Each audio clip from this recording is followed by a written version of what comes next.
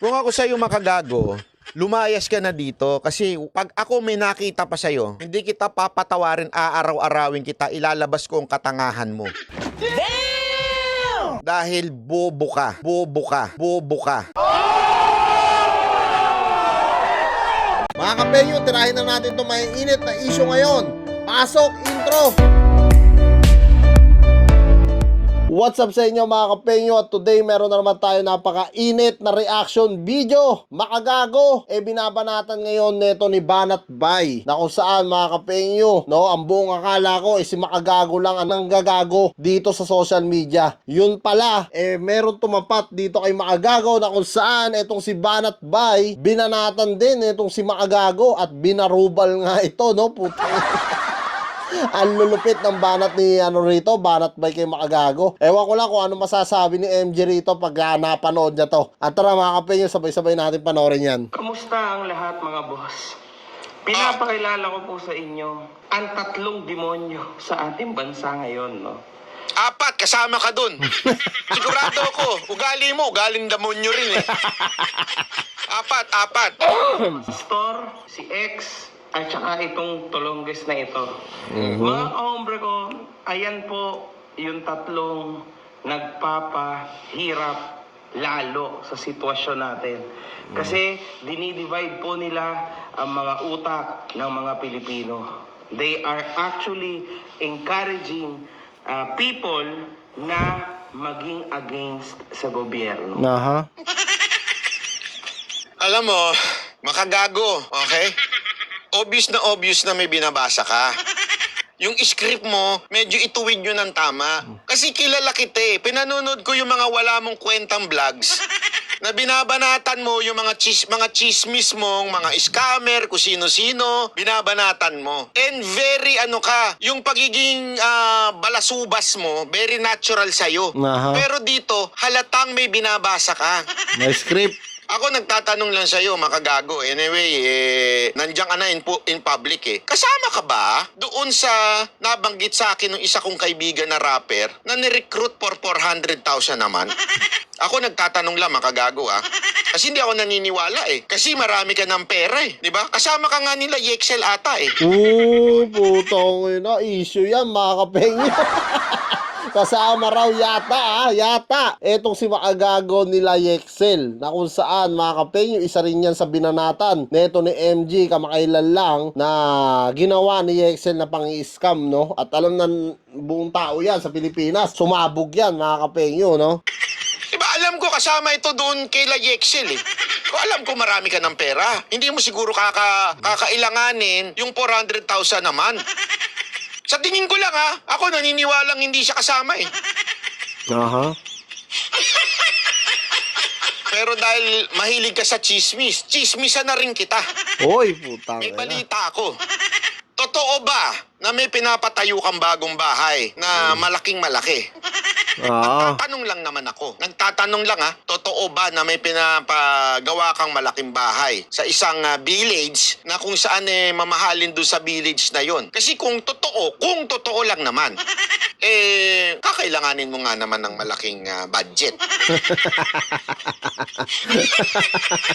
Binanatan talaga ni Banat Bay dito si Makagago mga kapenyo. Ano kayang masasabi ni MJ rito pag napanood siya to?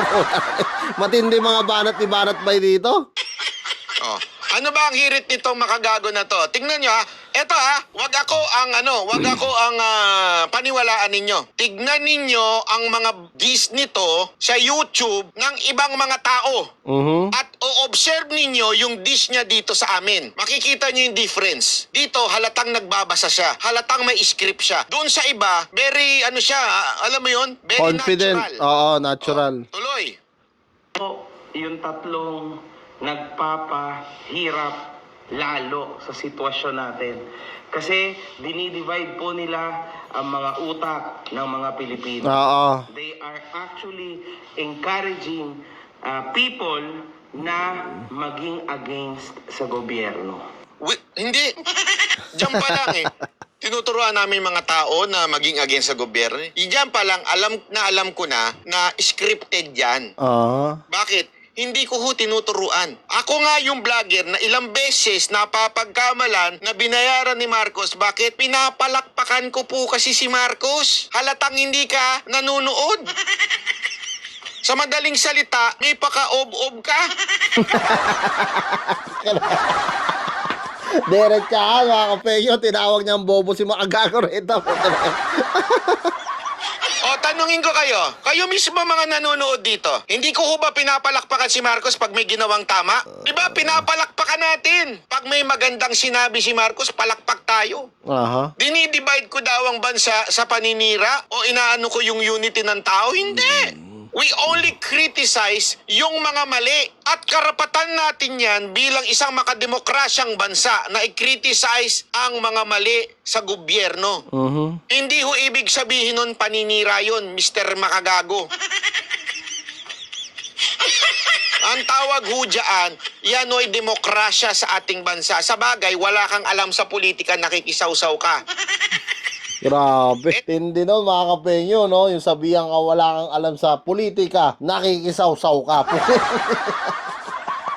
Kaya nga ito yung sinabi ko sa inyo umpisa pa lang. Ano kaya ang magiging reaksyon, no, ni Makagago? Alam ko nanonood sa akin yan eh. So mapapanood niya talaga to, mga kapenyo. Hindi pwedeng hindi. At alam ko si Makagago at alam ko yung kalibre niyan na siguradong magsasalita at magsasalita yan. Re-rebat yan. Ito yung mga obvious na tao. Yung walang alam sa politika, biglang pumasok sa politika. Aha. Balita ko nga, nagpasintabi ka dun sa isa mong amo eh. Sino kaya yun? Sa niyang amo? Deny? Deny ka?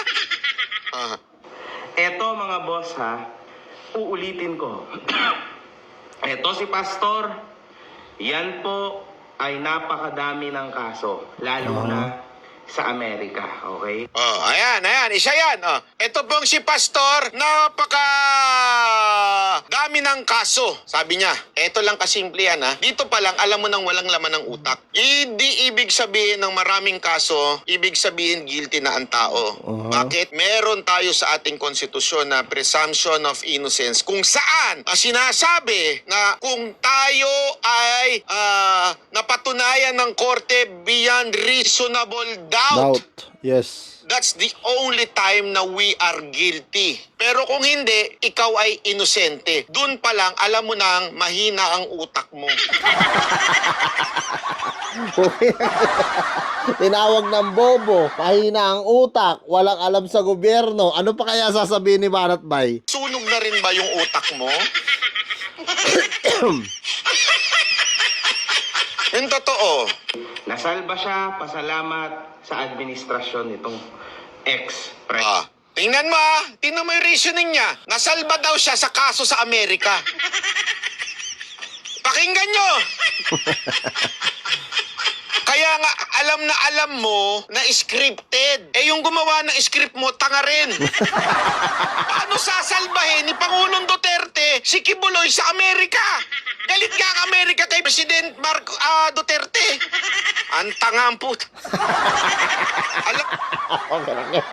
Solid kung makatanga eh. Mo, kung ako sa'yo, maganda na yung karir mo sa pagdidish mo sa XB na yan. Sa XB. Umangat ka na doon sa pagiging gago mo doon. Kahit pagiging gago lang, umangat ka. Pumunta ka pa dito sa isang bagay na wala kang kaalam-alam. Susunugin kita kahit sunog ka na. Grabe, mga kapengyo ha. Susunugin kita kahit sunog ka na, Makagago. Ano kaya masasabi ni Makagago rito? Siya ang dinis dito, mga kapenyo ha. Pagkakaalam ko si Makagago ang nandidis eh. Diba? Eto ngayon, siya naman ang dinis. Sinabi niya, pakinggan nyo. Pakinggan nyo. Maging against sa gobyerno. Ito. Eto mga boss ha, uulitin ko. Eto si Pastor, yan po ay napakadami ng kaso, lalo na sa Amerika, okay? Nasalba siya, pasalamat sa administrasyon nitong ex ex-president na ito. Mga kapenyo, gusto nyo ba ng GCash? Siyempre, panoorin nyo muna to na laro ko dito sa Philbos, mga kapenyo, na kung saan madalas kong laruin to. At ang nilalaro ko rito, itong Mind Games. Yan, yung Mind Games ang madalas kong nilalaro dyan. Pindutin nyo lang yan. Napakadali lang. Tapos magbebet lang kayo. Kung magkano yung gusto nyong i-bet. Ako, madalas 200 yung binibet ko. Pag bet ko ng 200, yan, bet na. Tapos pwede ka na maglaro. Pipili ka na ng apat. Siyempre, piliin mo muna yun dyan sa gilid. Tapos check out na. Isipin nyo mga kapenyo, yung 200 ko naging 400 na kaagad ha. So nagdoble na yung pera ko. Ngayon, bebet ulit ako mga kapenyo. Gawin natin na yan. Bet ulit ako. Puro corner. Nabam ako mga kapenyo ha. Tingnan nyo. Babawiin ko kaagad yung 200 na nawala sa akin. Bet ulit ako. Ayan, apat na corner. Sa apat na corner na yan, check out, ano ka na ulit, cash out ka na ulit. Bawi ko na naman yung 400 ko mga kapenyo. Para magdoble-doble paulit-ulit lang yung gagawin mo mga kapenyo. Ganun lang kabilis manalo dito sa Philbos. At syempre, wag nyo kakalimutan na mag-register dyan sa link section na nandiyan sa comment section ko. At pagka-register nyo, screenshot nyo lang at automatic mga kapenyo, may GCash kayo sa akin. Madami siyang kaso sa Amerika, nasalba siya dahil sa ex-president. Alam mo, ako may suggestion ako sa'yo, ha? Kung ayaw mo talaga magmukhang tanga, kasi inaraw-araw mo dyan sa TikTok mo eh. Gumawa ka nga ng ibang account. Kasi may iba siyang account sa YouTube, may iba siyang account sa TikTok. Pinaghiwalay niya yung politika at pinaghiwalay niya yung dish niya sa mga entertainers. Siguro, depende kasi yun. Depende. Depende kung anong kasunduan nila. Hoy! Kung maganda ba ang kasunduan, ilalabas ka doon sa malaking subscriber niya, yung milyon-milyon.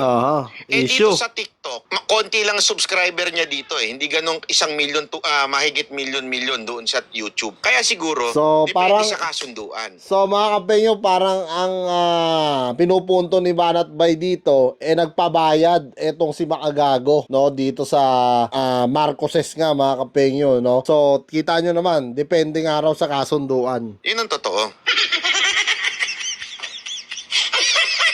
Kung ako sa'yo makagago, lumayas ka na dito kasi pag ako may nakita pa sa'yo, hindi kita papatawarin, aaraw-arawin kita, ilalabas ko ang katangahan mo. Putang ina, grabe mga banat dito ni Banat Bay, no? Kumbaga binabantaan niya si Makagago rito na lumayas-layas ng araw, no? Dito sa gobyerno na ginagawa niya. Na kung saan, pagka hindi nga raw lumayas, eto si Makagago. Kita nyo naman ang banta ni Banat Bay, no? Hindi nga raw niya tatantanan. Si MG dito, ano kayang masasabi ni MG dito mga kapenyo? Kita nyo naman ang anghang, no, ng mga banat dito ni Banat Bay. At kung gusto nyo mapanood yung full video niyan, puntahan nyo na lang kay Banat Bay. Sobrang solid na mga binitaw niya salita dyan kay Makagago. At kahit ako hindi ako makapaniwala, no, na may mga gagago talaga kay Makagago. Ang alam ko si Makagago lang ang gago talaga sa social media. So comment nyo na lang down below lahat ng mga opinion nyo mga kapenyo at lahat-lahat po yan mababasa ko. Maraming salamat mga penyo at kita-kita lang tayo sa susunod kong reaction videos.